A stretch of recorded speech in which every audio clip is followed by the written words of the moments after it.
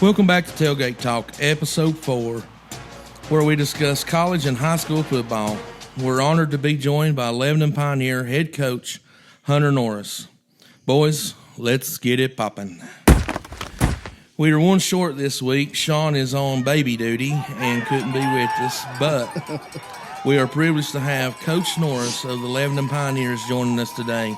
We appreciate him taking time out of his busy schedule to share this insights on football with us. Coach, please feel free to join in and enjoy the discussion. Yeah, thanks for having me. I appreciate it.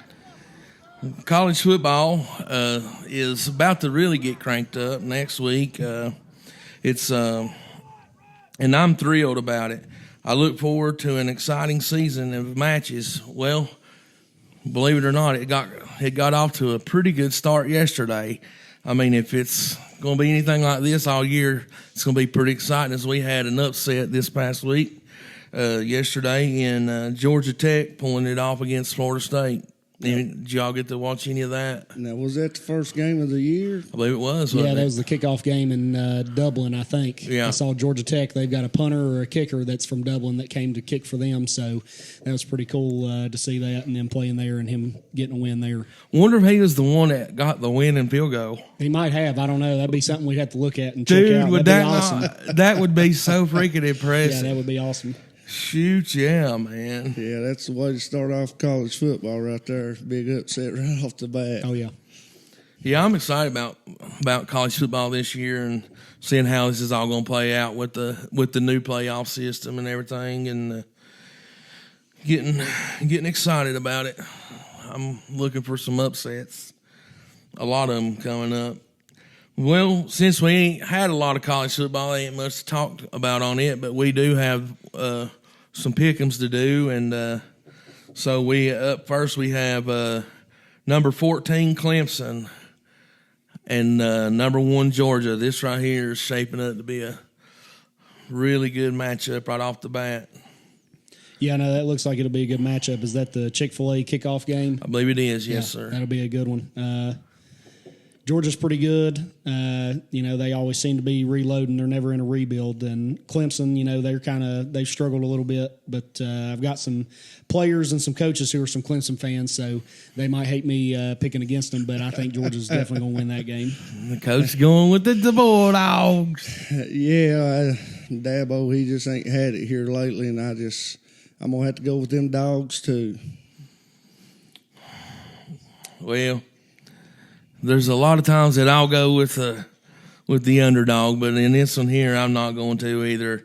I think number 1 Georgia is going to be too much for Clemson right now. I know there's a lot of excitement going on in Clemson, and people thinking that this is their time to start climbing back to the top, but it ain't going to happen this week, as I got the Bulldogs as well. Number 8, Penn State versus West Virginia.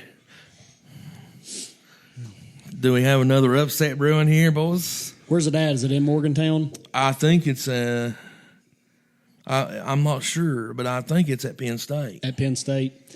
I'd have to go with Penn State if it's at home, but I think if it's in Morgantown, they'll definitely have the fans out, and that's a tough place to play. The fans will get wild. They'll probably be burning couches and stuff like that. So I think if it's in Morgantown, I'll go with the Mountaineers, but if it's at Penn State, I'll go with the Lions. We may have a lot of Sweet Carolina singing this. At Penn State, I know they lost Brent to Virginia Tech, but, man, they still play defense, and I've got to go with them nifty Lions. Man, their defense was tough last year, and I don't see it being any different.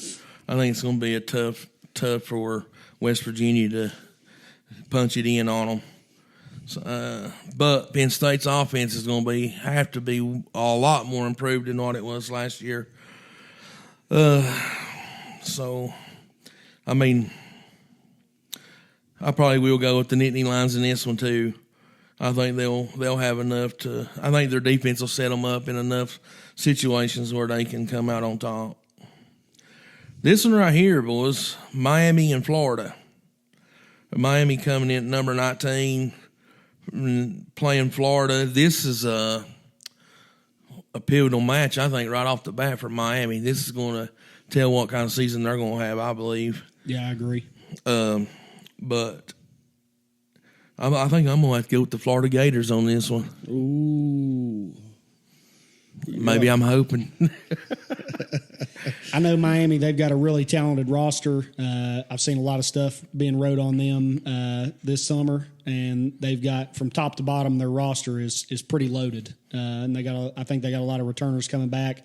They got a transfer quarterback, but Florida, I saw, has probably the toughest schedule in all of college football. I think 7 or 8 of their 12 opponents are in the top 25 starting out this season. Absolutely. So they've always got a tough schedule in the SEC, and I don't know, guys. I think the SEC is king for a reason. I think they're going to upset Miami this weekend or next weekend. I think Miami's headed back up to where they used to be, and I'm going to pull the big Miami on this one. I think they're headed back to. You're seeing that number at the front of it. That's the only reason. No. You got to look. Florida State had a number in front of their name, too, and Georgia Tech didn't. Yeah, I believe it'll be a good ball game, but I swear I believe Miami's headed in the right direction. I believe they're going back to the top of the ACC. All right. Number 7, Notre Dame, and number 20, Texas A&M. What you got, dog? Notre Dame's been pretty good here lately. They've played some pretty good ball games, but I think Notre Dame will overtake Texas A&M. Texas A&M had a pretty bad season last year, and I believe Notre Dame's got them. I'm going with the Irish myself. Yeah, I think they got that transfer, Riley Leonard from Duke last year. He had an impressive season with them. I think he's going to have a lot more weapons than he had at Duke last year. So I think he'll have a big season for the Fighting Irish. I think they're going to win that game as well. That's what I'm talking about, boys. Indiana's going to have something to cheer about this year. Yeah. Besides the Hoosier football. Go Leprechauns. Number 23, USC LSU. This one right here, boys, is going to be a good game. I really believe that. USC, they're saying this could be the best year they've had, best team that they've had in a long, long time. But they're going against a SEC school and LSU, and I just cannot go away from the Tigers. I got the Tigers in this one. Yeah, I tell you on this, and man, they don't have thunder and lightning. Go tell Reggie Bush LSU is going to wipe them out. Yeah, I think USC, they've got, kind of like you saying, they've got a lot of playmakers on the offensive side of the ball. They're kind of a power air raid type team. They have some H-back sets and try to run the ball a little bit. Their biggest question, I think, for the offense is going to be their quarterback. With number 7 stepping in, I don't know how well he's going to do, but there is a lot of hype around him. LSU, though, they're always loaded. They've got NFL talent on that roster. I think it'll be a close game. It'll be interesting to see how LSU's defense does against that air raid offense, but I think the Tigers do come out on top in the end. Yeah. The thing is, LSU does play some defense, and most of the time USC and all them out there, they don't play much defense a lot of times, and that's where I'm at with it. That's why I've got them too. Virginia Tech, Vandy. Boys, Vandy's on the bubble of getting booted out of the SEC. Uh-oh. They are. So they're going to have to prove themselves and do it quickly. And you've got probably one of the most underrated teams, I feel like. I mean, I am a Hokie fan, but, I mean, I give credit where credit's due. When they're down, they're down, and when they're bad, they're bad. And they've been bad the last few years, but they returning just about every single body. They've not lost anybody in the transfer portal and all this stuff. I mean, out of all of college football, they returned the most players and didn't lose anybody in transfer portals. And the transfer portal was really good to them, picking up some new players and stuff. That's coming in. It's going to be a huge help to them. And, of course, Tech, like I said, I am a Tech fan, and I really feel like that they're going to probably be in this ACC championship at the end. And they're going to go into Nashville, and they're going to they're going to show why that people are talking about them being a dark horse. I got the Hokies. Yeah, and a lot of people probably don't realize it, but Virginia Tech last year had 3 guys for over 10 tackles for loss, and the only other team that had that was Michigan Wolverines, and we know what they done. And I think they was 4th overall in pass defense. Their offense is the last 4 or 5 weeks has got really explosives, and I think we've seen that in the spring games too, how explosive they can be on offense. And man, I think everything's on the up and up for Tech. I love the way their program's moving. I think Brent's he's put them there pretty quick, moving up from what they had when he first come there, and just quick little short time he's been there. But I take Tech over Vandy. Yeah, I got to agree with both of you. I think Brent's done a great job up there. I've got a couple friends that played at Virginia Tech, and then I've got some other we got a guy on staff who was a GA there and helped out a little bit, and so we kind of got some insider information inside the program, and there's a lot of hype around what Pry's doing. Like you said, they're returning a lot of guys. They've got Drones at quarterback. He's a dynamic threat to be able to throw and run the ball. I like what they're doing on offense. The defense has struggled for a long time since Bud Foster left. I feel like after last season, they kind of picked up midway through the season, and they're kind of looking like the old Tech defense back in the day. Special teams is going to be a priority for them again, and they're just going to fall back on that tradition. I think they're definitely a dark horse this year. A lot of hype around them. I think I've got them definitely winning in Nashville next weekend. All right. Woo, go Hokies. We need to come up here and get some of our insight, bud. Yeah. Yeah. All right, that's all we have on the college football side. We're going to move on into the high school football, and VHSL high school football here in Virginia is set to kick off this week with our featured game being between the Lebanon Pioneers and the Honeacre Tigers. We are joined once again by Coach Norris of the Pioneers to discuss this exciting matchup. As this is the first year in the role of head coach, we would love to hear about your coaching experiences and your journey up to this part.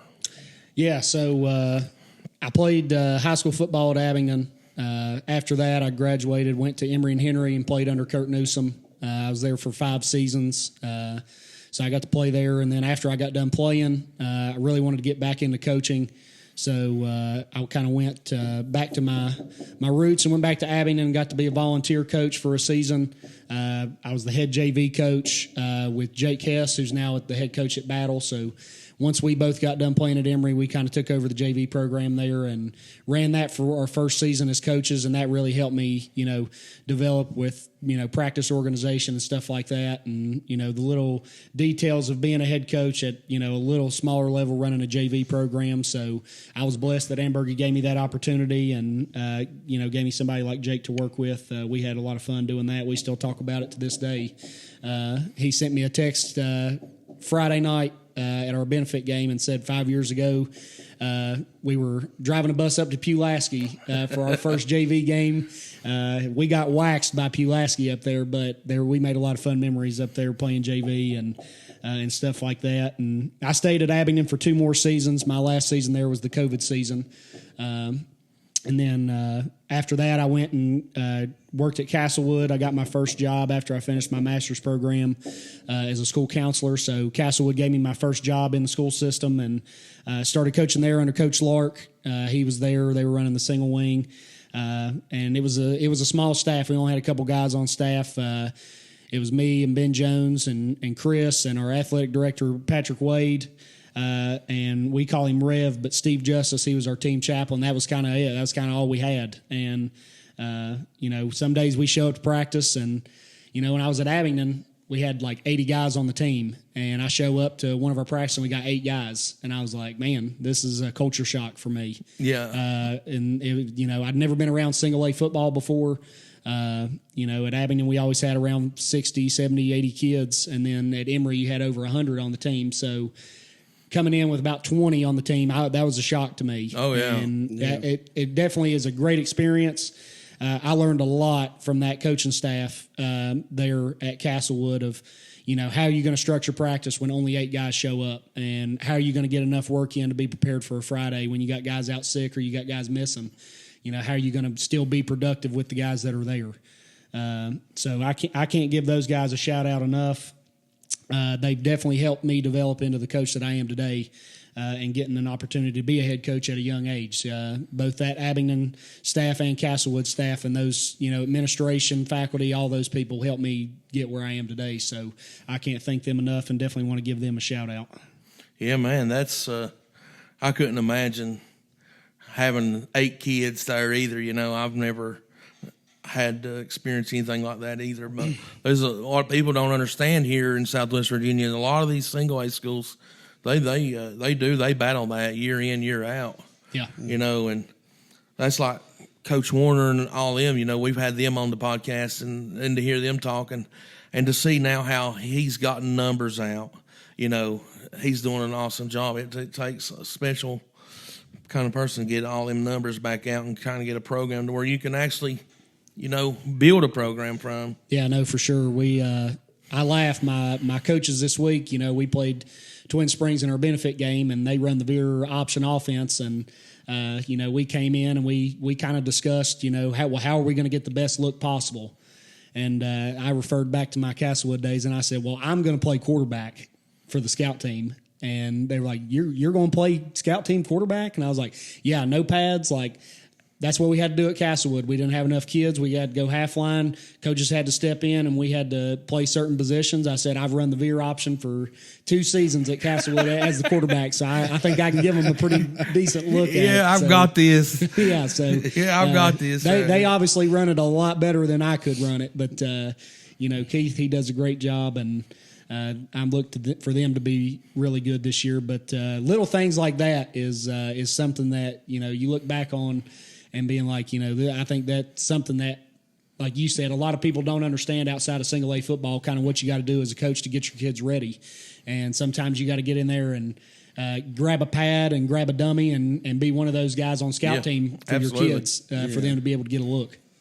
Yeah, I know from experience of my boy wrestling the last couple of years, man, Castlewood ain't hardly had no kids out, but man, the ones they got are pretty daggone good. No, yeah, they do have a lot of skill there.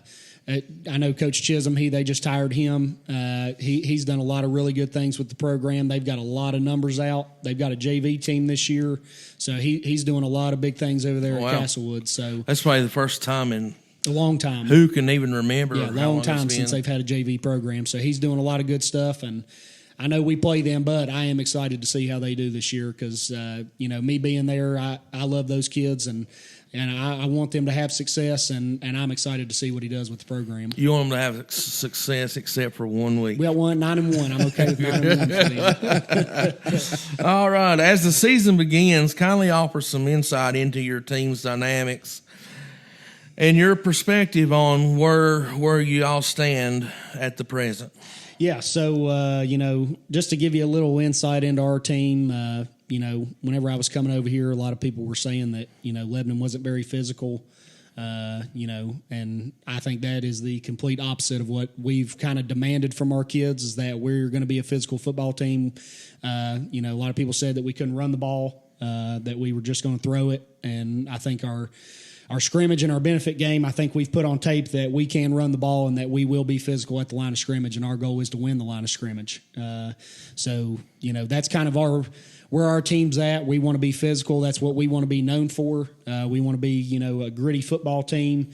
And, when bad things happen for us, we know that's going to happen, and we're going to strike back when adversity strikes. So that's something that we talk about with our kids all the time, and I think they've really bought into that message and that culture. That's kind of where we're at, and we're trying to build a family atmosphere with our kids, and they've also bought into that as well. And I feel like, each week and each practice, I see them coming closer and closer together. And they're, when we first started in the summer and in the early summer, spring, we kind of had some, we were a little bit cliquey. We had some guys that only talked to certain guys, and, we had a little bit of separation on the team. But I feel like over spring and summer and really getting them together and being together all the time and doing team activities, we've really come together, and they're really starting to not play for us. They're playing for each other. Yeah. Which, that's something that we talk about of, man, I didn't play for my coaches when I played. I played for the guy next to me. And that's something that we talk about is, don't play for us, play for your brother. And, they've really bought into that, and we've seen a big culture change in that aspect of it, and we're proud of that. So that's awesome. I know by watching back your all's benefit game with Twin Springs, like I think it's probably like one of the first plays that Twin Springs run, your linebacker got out of position, and they broke a long run, and one of your guys was down there, like, patting him on the head, saying, look, come on, they're helping each other, and they're lifting each other up when somebody messes up or whatever. Yeah. So I did see a lot of that, and even your quarterback, taking control and just settling people down and everything. No, that's just to go off that, that's their first play of the game. They busted about a 70-yard run on us and got inside the 10 from the 80-yard line, and we kind of stood our ground there near the goal line, and then we cause a fumble right there on the 2, and we get the ball back. So, that's something that we talk about, and we make sure, especially on Monday, that's something we're going to show on tape is first play of the game, something really bad happens for us. They break a big run. They have a big play. They're football players too. They're going to make plays, but how are you going to respond after that play? And I was happy with how our kids did of responding and making a big play back for our own self. Bend but don't break, baby. Exactly. Well, assuming a control of a team boasting a talented quarterback like Mike Reese undoubtedly has to have its benefits. Yeah, no, for sure. He's somebody, whenever I first got here, he's definitely one of the reasons this job was very intriguing to me is that he's, he is a big talent. He's somebody that don't come around this area very often. So he's a big-bodied quarterback. He's very smart. He, just talking to him, I kind of asked him early on, what are some things that you felt like you struggled with last year in the offense and just in the season in general? And he, his main thing was taking his reads and stuff like that. And, that's something that we've really tried to work on together this whole summer. And he's come a long way. His footwork has improved tremendously from when we started. He's really starting to really get comfortable with the offense and know where to go. And, he's always been known as the guy that can really take the top off the defense because he has such a big arm and he can throw the ball 60, 70 yards in the air. But he's done a really good job of taking what the defense gives him, checking the ball down when it needs to be checked down, and not just launching the ball deep. And that's something that, we've talked to him about. Don't be afraid to hit your tailback as a check down if you need it, and don't be afraid to take off and run. And he's done a really good job of that for us in this camp and in these first 2 scrimmage and benefit game. And I'm really looking forward to him having a big season this year. I think a lot of people know him, but I think he's going to really get on the map, not just in Southwest Virginia. I think he's going to be on the map around the country for what he's going to do this season. Oh, yeah, absolutely. That one pass he throwed, it was like 2 Twin Springs defenders there. There's nobody around, and he throws that ball to a spot in between them. They're in the end zone, and then it's like Houdini just appeared. Your receiver just, bam, was there. I mean, that was like beautiful pass. Man. Yeah, no, he threw a couple of those like that in that game, and he just has such a good talent of being able to put the ball only where our guys can get it and have a chance to make a play on it. So he's definitely somebody that we are very fortunate and glad to have on our team. Yeah, Kermit and I was talking about just how chill he is. Yeah, I was talking to Aaron about watching the game, Aaron. I told him, I said, there's a lot of teams that want to establish the run first and then pass when they need to, or want a 50-50. I said, but he just looks so chilled back there. You feel like he can sit back there and throw 10, 15 times in a row and don't care, Yeah. He's just laid back. And I think, something last year that he talked about and something we really wanted to get fixed this year from watching tape on last year was the offensive line. We struggled last year with protecting Mike and giving him time to sit back there and throw, and I can't give our offensive line enough shout out of how well they've done, not just in the pass game, but in the run game. They have completely flipped their mindset from last year. And, they got bullied a lot last year up front, but they have really worked hard this offseason in the weight room and and we've got some size up front. I don't think any of our starters are below 230. So we've got some size up front. They've got some speed. And they move well in space, and they have done a tremendous job of picking up our pass protection and giving Mike enough time back there. I think I could be wrong, but I think Mike's only been sacked or pressured maybe a handful of times in these first two scrimmages. That's awesome, which is something that we're proud of, and we definitely take great pride in. And Coach Hunnell, he got hired with me this year, and this is his first year on staff with me, and he's coached at several different places, and I can't give him enough of a shout out too with the offensive line. He does a fantastic job for us with those guys, and he's really, we have our team culture, but he kind of has his own separate culture, separate from the team with those linemen, and they have bought into it, and he has just taken them off and run with it, and they love being on that offensive line. They have taken pride in playing that position, and I think great teams that I've been on and played for and coached for, the offensive line takes pride in playing that position. And, there's always that cliche belief of, I want to run the ball. I want to go catch, but they take pride in punching people in the mouth. And that's something I love it. Yeah, that is something that they have taken a hold of and run with. And I love how Coach Hunnell has got those guys to buy into that and believe in what we're doing. Yeah. No matter how you break it down, pass, run, whatever, it starts. Yeah, it starts with those guys. It starts up front. No matter how you look at it, it definitely starts with them. Oh, yeah. It takes a lot of pressure off the quarterback when he knows each guy up front's got his back and going to do all they can to keep him from getting hit. Yeah, and that's another thing, too. I've seen Mike, just on tape, I can tell from last year to this year just how much more comfortable he is standing in the pocket, delivering throws. He did a fantastic job of that on Friday night, of just being comfortable in the pocket, not scrambling unless he had to, and standing in there and delivering big-time throws. So that was something that we are excited about. We definitely saw that, and we talked a lot about that, too. I told Aaron, I said, most teams, you get them in third and long, you feel good. I said, but the way y'all was moving the ball around and throwing 15, 20 yards at a time, and I said, they had them in third and 40, and y'all still come out of it. Yeah, I know. We, that was something we talked about at halftime with our guys of, the adversity on defense, you get that big run on you. But then offense, we have a couple mistakes early on. We have some penalties that go against us, and it puts us back in third and long. But, our guys, they answered the call. And, when we needed that big first down on, it's like 2nd and 30 or 40, and we pushed ourselves back and we shot ourselves in the foot, and we can still,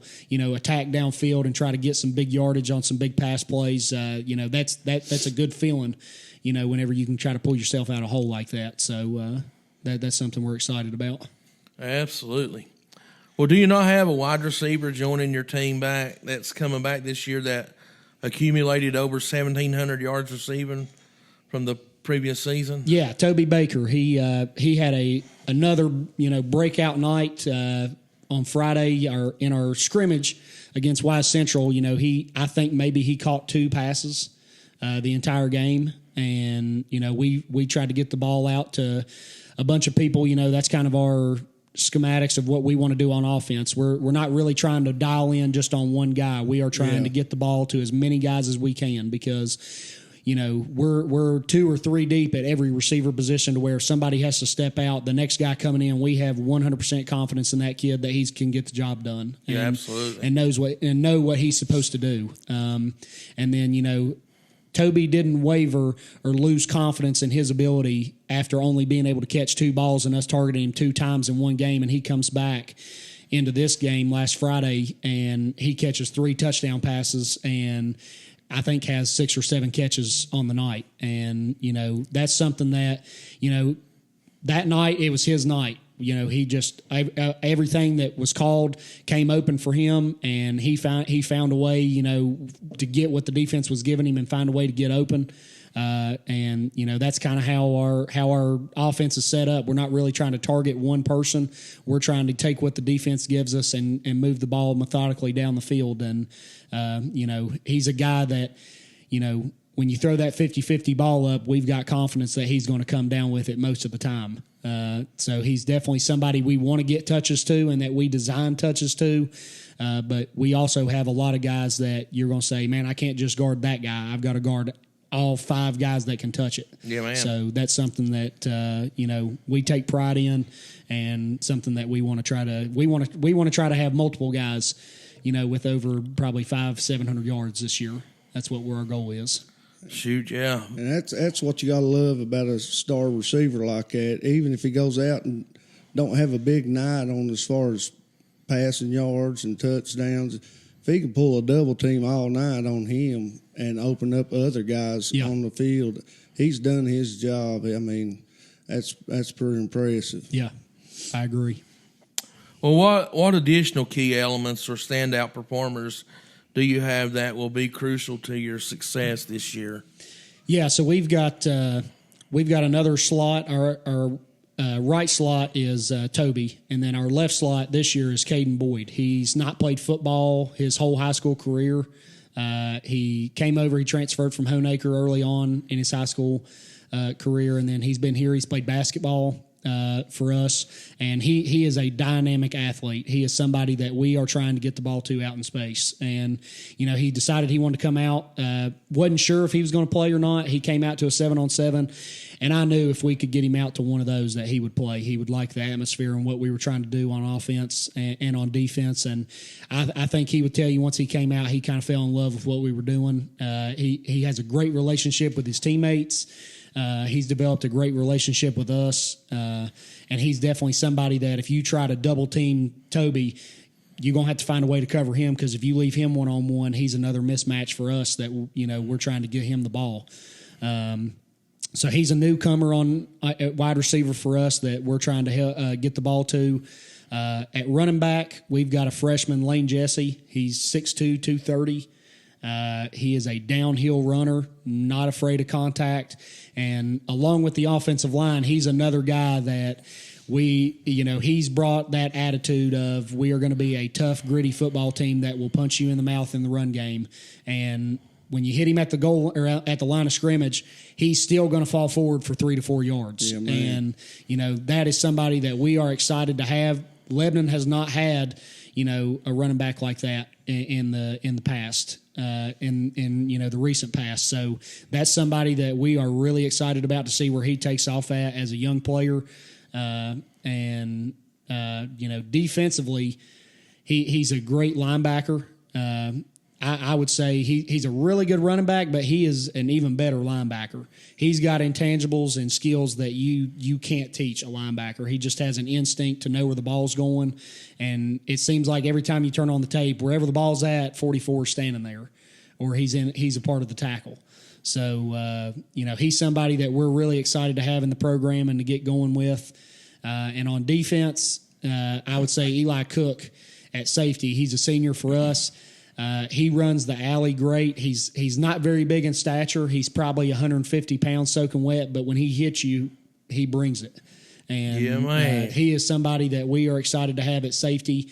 He's already put some plays on tape that we've tried to highlight to the team of this is how you run the alley and this is how you finish plays. And it's not just him. There's so many guys that pop into my brain whenever you ask that question that I probably don't have enough time to be able to tell you guys who all is exciting me. But I will say the whole offensive line, I will give them a shout out. They have done a fantastic job, and they're somebody that we're going to hang our hat on this season. Awesome. Well, Coach, your team must be well prepared for this upcoming game, as you will be facing a strong opponent on their home turf. So, your team's probably seeking some payback for last season's lopsided loss when Honaker put up a strong and impressive display at your home field, emerging victorious 52-7. You guys looking to go up there and get some payback? Yeah, I know that's something that we've got it wrote out here on our chalkboard to where they have to go by it every day. We've got that 52-7 score up on the board, so that's something that you always put little stuff like that in the back of your mind for the next season of, to give you some motivation and give you some, something to drive you for this game. And that's something that, last year I was at that game. I was in the stands watching where I was at Castlewood. We played both Lebanon and Honaker, so we came out to watch them and kind of scout both teams. And, Lebanon had a good start to the game until they threw a slant that went for about 30, 40 yards, and then they fumbled it. And just after that, it just kind of seemed to tumble downhill for them. They couldn't get out of the hole. And Honaker, they've got some dynamic athletes over there, and they've got great coaches, and they've got a great tradition and a great program. So, they're always going to be a tough matchup for us, and those kids are always going to play hard. And they're a team that we definitely respect. But something that we try to tell our kids is we respect everybody, but we fear nobody. And we know that when we show up on Thursday night, that atmosphere is going to be electric. It's going to be like a college football game. The bands will be playing, the stands will be rowdy, and it's going to get chippy. But we have to be able to maintain our composure, and like I've said before, there's going to be adversity that's going to happen in that game on both sides. But how are you going to respond whenever that happens? And I can say that I'm proud of my kids to this point, that when adversity has struck, we have strike back. And that's something that we have to continue to do, and something that we know is going to happen on Thursday. Something bad's going to happen, but how are you going to respond? And when something good happens, we've got to celebrate that, and we've got to be together and play as one. And I'm really looking forward to this matchup this Thursday. You always want to play great opponents, and Honaker will always be a great opponent. They'll always have a good atmosphere, and they've always got great athletes. And that's you want to play those guys and see where you stand. Yeah, absolutely. So that's a matchup that we've been looking forward to all summer. And yes, we have kept that 52-7 in the back of our mind, and that's something that we're looking to come out and put on a better performance than we did last year. Absolutely. Yeah, it's got to stick with you. It sure hurts. Yeah, absolutely. Well, we firmly believe that this year's game will be unlike the previous one. Is there anything that you would like to say to your fans about this game? Yeah, I've met many people out in public that they're from Lebanon, and when they ask me, who I am, and I tell them, hey, I'm Hunter Norris. I'm the new head coach at Lebanon High School, because they're from Lebanon. They're like, hey, you got to beat Honaker this year. So that's about everybody that I meet. So this game means a lot to the community, and there will be a ton of support out. And, I hope that, we can put a great product out on the field that the community's proud of, and that we can bring the Coal Bowl back to Lebanon. Heck yeah. Well, gentlemen, let's proceed to the Week 1 VHSL picks. This year we will maintain a record of our wins and losses between the three of us, which we don't have Sean with us or whatnot. Now, Coach, you're more than welcome to pick these if you'd like. Yeah, sure. And everything. So, Kermit, we'll get started with you. We got up front Gate City versus Richlands. Oh, you know me, Aaron. I'm not much of a Gate City fan, so I'll have to go with Richlands. I'm just kidding. I've watched Richlands, man, and I never thought they would have a winless season. Never in my dreams would I have thought that, and I don't think things are going much better for them this year from what I've seen from them. I think they just got beat by Grundy, wasn't it? Yep. Yeah. I think them Blue Devils going to get off to a good start this year. I got to go Gate City. Coach? Yeah, I think, Richlands, they struggled last year. I would also agree that I would never think that I would see Richlands ever go 0-10, whenever I was playing. Mm-hmm. And we played them, they were a powerhouse. And, I think RD, I think, him, his first year under the helm, I think, he's going to get those guys right. I think he's a great coach, and he'll get Richlands back where they need to be. But I think, week one, Gate City, tough opponent. They've got, a great program built. And seems like they're always in a reload and never a rebuild either. So I think it's going to take RD a little bit to get started. Got a lot of respect for him. That's going to be a good matchup for us when we play them. They're going to be a tough opponent. But I think week one, I think Gate City's going to pull that one out. And I think it'll be close though. Absolutely. Well, Sean also has Gate City for his pick on this one, and it's my turn now. And the way I see it is, when you can't win at home or on the road, it's time to take up checkers. And I got Gate City 35, Ridgeland 7. You ain't saying Richlands already need to get the round ball out, are you? Well, no, they need to get their checkerboard out, though. All right, up next we got Union and Lehigh. Sean, he wanted to go with Union on this one. Kermit? Man, I tell you, I've got to go watch the league against Tazewell and watch them on TV against Honeacre up there, man. And they got some speed. They're a much improved team from what they was last year, man. They love that deep ball. Them and Honeacre both, they love going deep. And, they may get Union on one or two there, but I believe that Union's going to come through. Powerhouse team, that Union over Lee. Yeah, I think I'd have to agree. I think Union, they've had a great program for a long time. They seem to always be in a reload as well. I've seen Lee play against Honeacre, and I do agree with you. They have a lot of speed, both on the offense and defensive side of the ball. Their special teams were big for them in that benefit game, scoring a kickoff return for a touchdown. I think they'll give Union a fit, but I think Union will come out on top on that one. Well, I have it like this right here. Hopefully the Generals can avoid ulcer-inducing performances, such as the one in the future. But I have Union 42, Lehigh 21. Oh. Why Central East Side? Kermit, go ahead. Oh, my God. This right here, it's going to be a good one, I believe. Eastside couldn't get it done last year. They missed opportunities. But I'm going to have to go Eastside in this one over Wise. I'm going to agree with you. I think Rhodes, he's doing a great job down there. He's got those kids bought into the weight room. He's got a great culture down there. I like Wise, too. We scrimmaged them. They've got a lot of really good kids and good coaches, and they're definitely, under a new coach with Spurlock, he's building a good culture there. But I think I'm going to have to go with Rhodes and Eastside. I think he's going to have the upper hand with his tailback. That kid can really run the ball, and they're big up front and physical, so I think they're going to win that game. Sean's also got Eastside in this one. I see it like this. If torture is a high art, this could be a horror show. I got Eastside 42, Y Central 7. All right, we got John Battle versus Abingdon. Now, Coach, you better be careful on this one right here, okay, buddy? Kermit, you go ahead.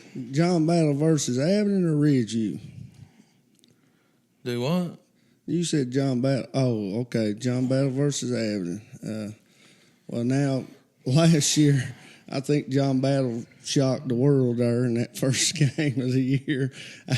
Buddy, I tell you, I've watched Abingdon, and, man, they just got done for Bluefield there this week, and their defense is awesome. Aaron asked me about one of Bluefield's main receivers. He's like, is that dude really good? I said, I don't know. I said, Afton didn't give him much. I said, they didn't have time to show that receiver off, So I got to go Abingdon over John Battle. Yeah, I think,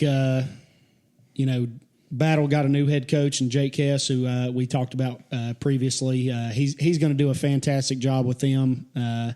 He's going to build a great culture with them. I know him personally. He's a great guy, great coach. I got to go with the Falcons though on this one. They've got a great program. They're really bought into the weight room. Seems like what they do fits their kids' style of play and what they want to accomplish. So I got the Falcons in that one. Yeah, Sean's got the Falcons as well. But if you're Abbott and you're thinking the good Lord above that Bill Battle is the one that's coming to town, or it's John Battle, not Bill Battle, coming to town. So I got the Abingdon Falcons 45, Battle 14. How long did it take you to come up with him? You just keep on going, baby. Tell me what you got. Ridgeview, John I. Burton. Sean's got Ridgeview in this one. Kermit? Oh, man, I tell you, this is another team that had a really bad season last year. But I really believe J.I. Burton, I really believe Norton's got things going their way this year. I think they're a way much improved team, but I think Ridgeview's just too much for them to handle right now. Yeah, J.I. Burton, they've got Coach Vaughn as their new offensive coordinator. He was at Castlewood the year before I got there, and then I've coached against him when he was at Eastside and at North Green. Seems like everywhere he goes, he's had success on the offensive side of the ball. So I expect J.I. Burton to be really good on offense. I watched them down there at Emory and Henry in their big jamboree scrimmage that they had, and they've got some athletes out. They look like they've got a really good quarterback. Vaughn's doing a really good job on offense. I'm going with the upset here. I'm going to go with J.I. Burton beating Ridgeview. Woo. All right. Woo. I love it. I love it. Yeah, man. Well, the opponent you're playing matters little compared to how you play. So I got Ridgeview 28, Burton 8. We got up next, Rycove, Hancock County, and Sean wants the Rycove War Eagles in this for some reason. Kermit? He just don't know nothing Break about it down. He just don't know nothing about Hancock County, evidently. But no, Rycove, man, they've got a great leader there, a 4-year starter. I mean, he's practically a coach on the field. I think Rycove's just going to have another great season, high expectations. I believe Rycove's got this one. Yeah, I agree. Rycove, they've Gary Collier's done a really good job over there, building a great culture around that school and then buying into the football program. He's got all the athletes in the school out.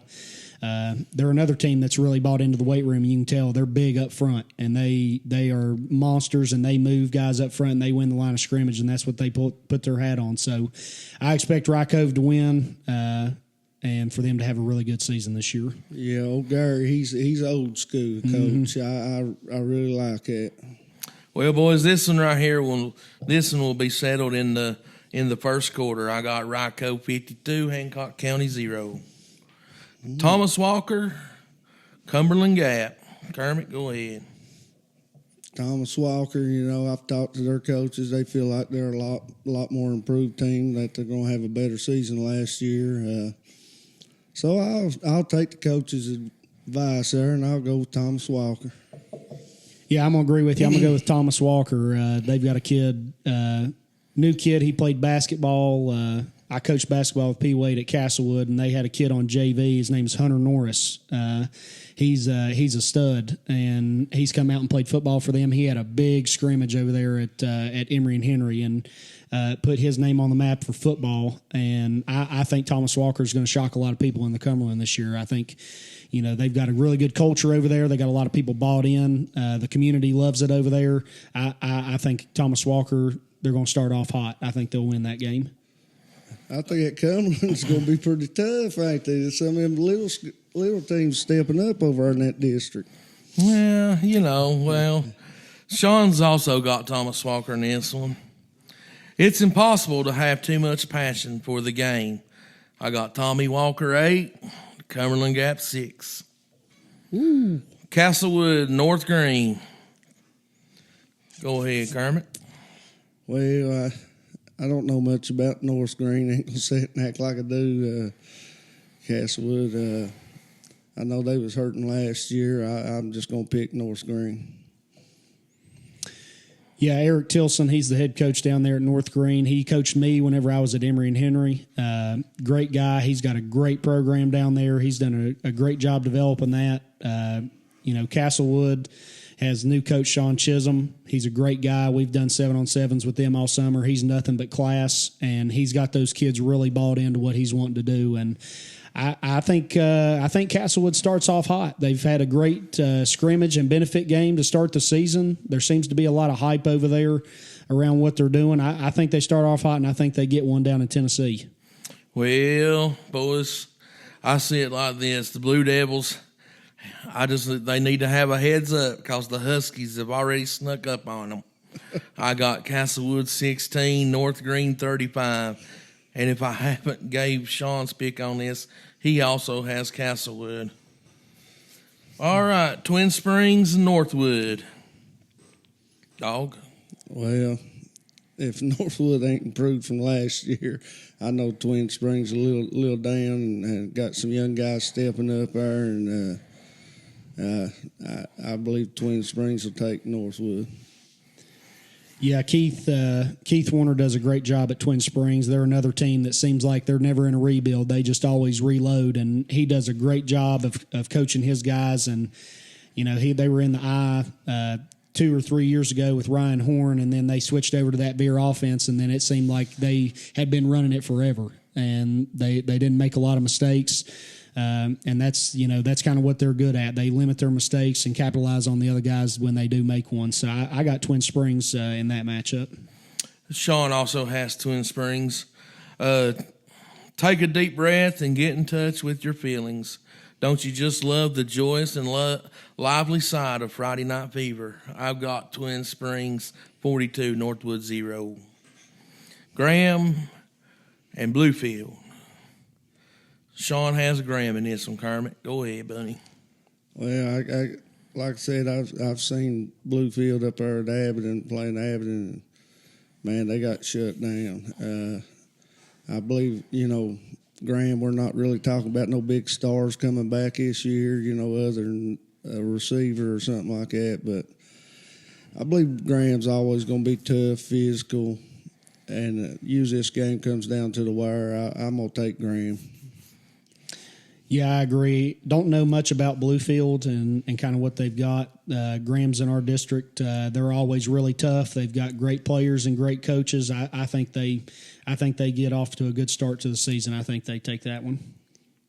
Sean also has Graham in this one. Be prepared for plenty of chills, thrills, and spills, boys. Graham 28, Bluefield 27. Woo! Marion Rural Retreat. Dog. Marion Rural Retreat. I don't know. I think I picked Rural Retreat over Marion. I believe Rural Retreat had started playing some really good ball at the end of last year. Played 2 heck of a games against Honeacre back to back, and I believe Rural Retreat's going to go a little further this time. Yeah, we've got both these teams on our schedule. Got a lot of respect for both teams. They're both hard-nosed, physical teams that take pride in that. I think this will be a slugfest, but I think Rural Retreat comes out on top. Sean also has Marion himself. The only thing Marion is going to pass in this game is the Indians on the scoreboard. Marion 28, Rural Retreat 21. I know where that was coming from because they didn't pass none against Gate City I don't think year. they throwed like 4 passes all year last year. Virginia High, Patrick Henry. Big Virginia High and Patrick Henry. Man, I'll tell you, this Virginia High, I mean, they've got so much potential up there. They got so much talent, so much speed. This team going to go as far as they want to go, in my opinion. I take Virginia High over Patrick Henry. Yeah, both of these teams also are on our schedule. Patterson, he does a great job over at Virginia High. Seems like everywhere he goes, success follows. So, he does a great job. And Pageant at Patrick Henry also great coach. Doesn't seem like they've had a down year in a long time. They seem to always reload, and he's got a great culture built over there. But I think Virginia High, I think I've got them coming out on top with that one too. I think it's going to be a close game though. Sean has Virginia High in this one. Speed kills, and Virginia High has plenty of it. Virginia High 35, Patrick Henry 28. And the game of the week we got, boys, the Lebanon Pioneers and the Honeacre Tigers. Oh, Lord. Let's hear what you got. You want me to start it off? Yeah, you going to go ahead. This is going to be a Thursday night game, ain't it, Coach? It is. Yeah, man, I want to be there to watch this game, man. I think it's going to be one heck of a ball game. You're going to see two great offenses just going at it. And, I think 1-2 defensive stops is what's going to make the difference in this game. And sorry, Coach, but I'm going to go Honeacre. Again, I'm going to give Honeacre a shout-out. They've got great players and great coaches, and Shane Wicks, he's a good dude. He's a good coach. He had when he got there, their offense took off, and he's had a lot of success over there. He's got a lot of talent on offense, and they got a lot of talent on defense, and this is a matchup we're looking forward to, but I got the Pioneers coming out on top. Heck yeah. Sean has the Honeacre Tigers.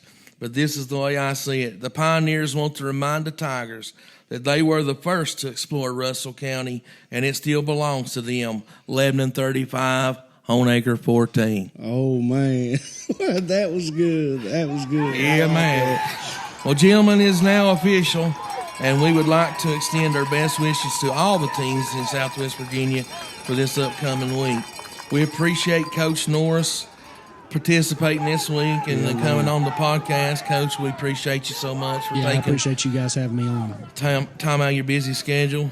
If everyone's hearts and minds are clear, anybody got anything else? We good. All right, until the next time. Peace.